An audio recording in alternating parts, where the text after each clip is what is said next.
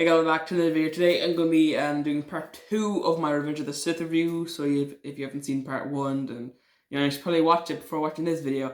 So yeah, in part 1 I discussed like stuff. I deliberately discussing stuff. Let's get into this. Okay, so Anakin's turned to the dark side. This was, I kind of like 50-50 on this, to be honest. This wasn't just a momentary change, I guess. Really, some people think Anakin just turned to the dark side in like 2 minutes, but I guess it wasn't really like that. I kind of get where George was going with episode 2, where Anakin was kind of with Anakin's mother, and he was really angry at that. But like in that movie, I think it was gone a little bit too far, and Anakin kind of felt like a really real bad guy. But like, that's not really what he's supposed to be. He's supposed to be a good guy, and the first two movies, but like the second one is kind of drifting towards the dark side, and then episode 3 is like full on dark side, I guess. But episode 2 he's just kind of freaking bitch. He's kind of really evil. But then in the beginning of episode 3, he's kind of back to being a good guy again.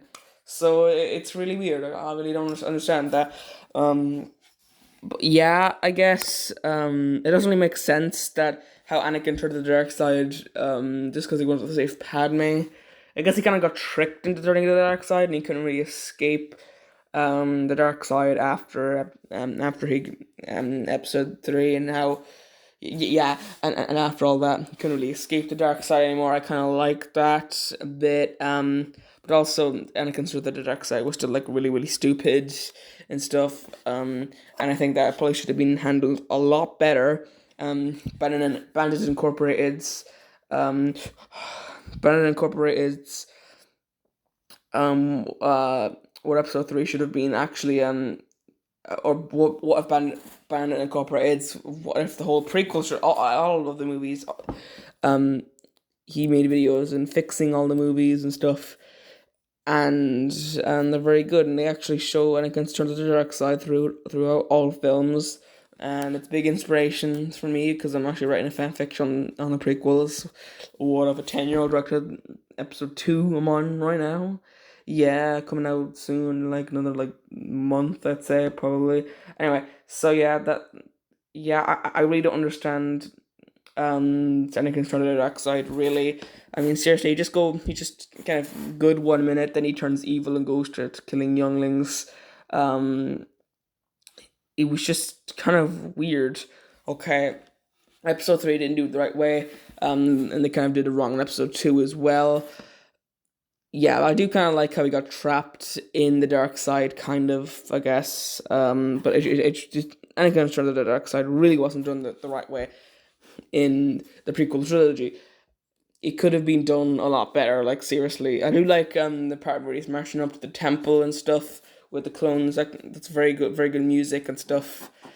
And Order 66, very tragic scene.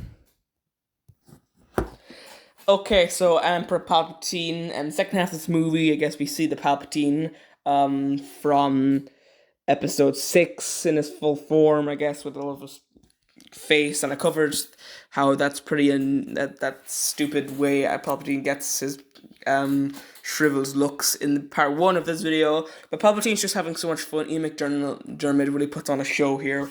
Of course, he was seen in episode 6 as Palpatine, and of course he was playing Palpatine in episode 1 and 2, but he was just like he's just playing like the Chancellor, like being in disguise, I guess, and then, he would just have the hood up and like not the messed up face, but now we have the messed up face and the hood and the voice and everything. It's full episode 6 Palpatine, and he goes absolute ham and everybody.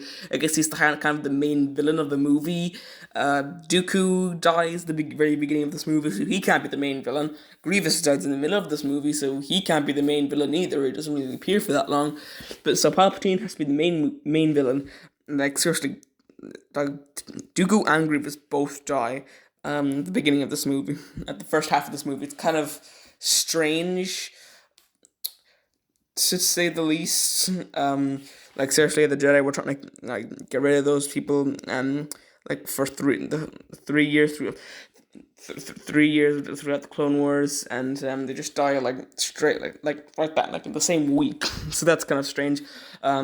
whatever. I've said how annoying that Yoda versus Palpatine fight is, but I just love when he's just like throwing all those like things at Yoda and he's laughing. Oh, that's cool. That's it's awesome. Emperor look is cool here, and it's awesome. Yeah, Ian McDonald does a pretty good um performance of him. You know what I mean? So I don't want to usually talk about deleted scenes in these reviews, and I'm probably not going to talk about deleted scenes for the next reviews of these Star Wars movies. But I need to talk about the deleted scene in Revenge of the Sith, where Bail Organa tries to form a rebellion with all these extra senators, including Padme, and they have to try to keep it a secret, and that kind of drives Padme and Anakin apart in this movie. Kind of, so the formation of the rebellion kind of ruined their relationship, and that's kind of ties in with episode 3,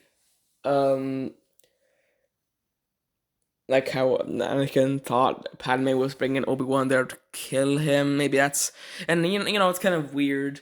And later on, there's another deleted scene where Palpatine convinces Anakin that Padme is keeping a secret from him, so he is driving Anakin and Padme apart, which is further turning Anakin to the dark side. So yeah, the deleted scene kind of boring, especially because it had no music, but it was pretty important, and I kind of wish they included some of the deleted scenes and like less of some other scenes, because some of them just don't really matter in this movie. There's a few pointless ones, but these, although they're not super entertaining, they're kind of really important to the overall story, and they really should have been included.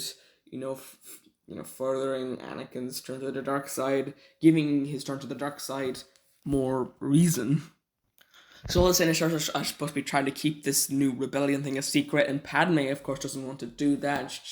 But because she wants to tell Anakin about this, but Bail Organa says, no way we're gonna do that. No, we cannot let a Jedi know about this rebellion. I guess, well, if Anakin did know and he did turn to the dark side, he would know about this rebellion and try to probably have them eliminated immediately. But then again, if Anakin did find out about this rebellion, then maybe he would have never returned to the dark side. I mean, things could have turned out very differently. So, there are two possibilities. There's a good possibility and a bad possibility. So the Jedi Council in this movie, the Jedi Council, they're there. It's really stupid that they send just Obi-Wan to kill Grievous. Just Obi-Wan? Seriously, they probably should have sent another few Jedi.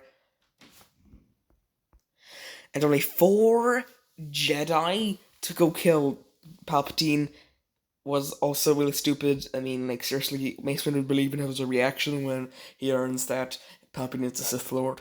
I mean, yeah, it's pretty bum. So that was Revenge of the Sith, and it is probably the best the prequel trilogy has to offer, to be honest. Episode 2 and Episode 1 just don't really do it for me. So yeah, guys, that is the 2 Revenge of the Sith reviews. I guess that's all I'm going to be talking about Revenge of the Sith until I may rank all the movies again, but whatever. But whatever, guys. Hope you enjoyed this video. If you did, smash that like button. And I'll see you next time. Yeah. This is probably the last of the Star Wars movie reviews I'm going to be doing for a while. I'm going to watch the rest probably at some other point. At the prequel trilogy. And actually, I'm going to review Solo next week, but after that, I'm going to take a break, okay?